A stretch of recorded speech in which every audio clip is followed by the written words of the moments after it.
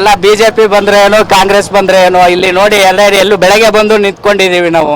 ಇನ್ನೂ ಗ್ಯಾಸ್ ಇಲ್ಲ, ಮನೆ ಹೆಂಗ್ ಮೇಂಟೈನ್ ಮಾಡೋಣ, ಬಾಡಿಗೆ ಏನು ಕಟ್ಟೋಣ, ಪರಿಸ್ಥಿತಿ ಎಲ್ಲ ಯಾರು ಕೇಳೋರಿಲ್ಲ.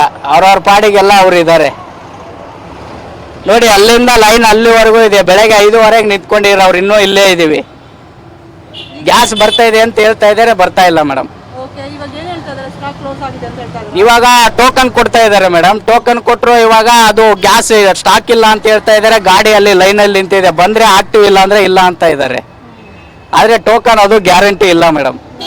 BL ಅಲ್ಲಿ ನಿನ್ನೆ 5 ಗಂಟೆ ನಿಂತು ಮತ್ತೆ ಇಲ್ಲಿ ಬೆಳಗ್ಗೆ ಬಂದು 5 ಗಂಟೆವರೆಗೂ ನಿಂತಿರೋದು ಮೇಡಮ್. 2 ದಿವಸ ಆಯ್ತು ಇವಾಗ ನಾವು ಲೈನ್ ಮೇಲೆ ಹೋಗಿ.